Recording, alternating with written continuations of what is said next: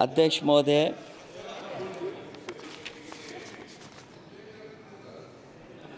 मैं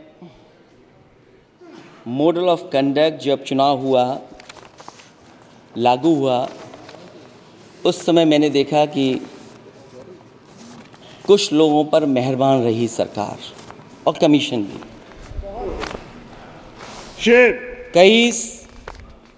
मैं बहुत डिटेल में नहीं जाना चाहता हूं अध्यक्ष महोदय, लेकिन कहीं ना कहीं प्रश्न उस संस्था पे भी लगा है, और अगर उस संस्था पर प्रश्न लगा है तो लगाने वाली सरकार की वजह से लगा है। इसलिए अगर निष्पक्ष होगी वो संस्था तो न केवल हमारा लोकतंत्र स्वस्थ होगा, बल्कि हमारे लोकतंत्र और मजबूत दुनिया में दिखाई देगा। अध्यक्ष महोदय, ईवीएम पे मुझे कल भी भरोसा नहीं था, आज भी नहीं भरोसा। मैं 80 के 80 सीट जीत जाऊं तब भी नहीं भरोसा। और मैंने अपने चुनाव में कहा था अध्यक्ष महोदय कि ईवीएम से जीत करके ईवीएम हटाने का काम करेंगे। न ईवीएम का मुद्दा मरा है, न जाएगा खत्म। जब तक ईवीएम नहीं हटेगी हम समाजवादी लोग उस बात पर अड़ग रहेंगे। उत्तर प्रदेश अध्यक्ष महोदय वो प्रदेश है जिसने सरकार बीजेपी की बनवाई, एक बार नहीं 2 बार बनवाई, और उसी उत्तर प्रदेश के साथ कितना बड़ा भेदभाव, उत्तर प्रदेश के साथ बड़ा भेदभाव। मुझे याद है वो दिन जब प्रधानमंत्री जी एयरफोर्स के सबसे भारी वाहन हवाई जहाज से उतरे थे सड़क पर। वो अलग बात है कि उस प्रदेश के मुख्यमंत्री उनके साथ नहीं बैठ पाए थे,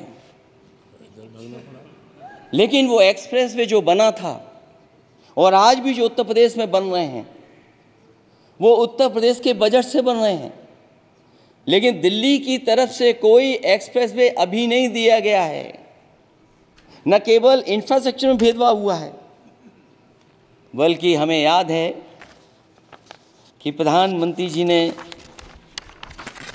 बड़े पैमाने पे गांव गोद लिए थे।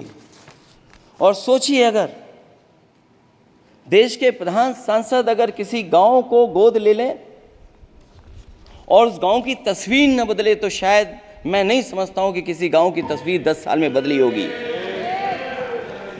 मुझे वो गांव जिसको उन्होंने गोद लिया, जो प्रधानमंत्री जी की आदर्श योजना थी उसके तहत जो गोद लिया गया था गांव, वो 5 वर्ष पहले खूब शोर हुआ था कि बनारस शहर की तरह डोमरी में चमचमाने लगेगा एक गांव। हकीकत में कुछ नहीं हुआ। उसकी दुर्दशा वैसी की वैसी है, जैसे था गांव वैसे ही का वैसा है।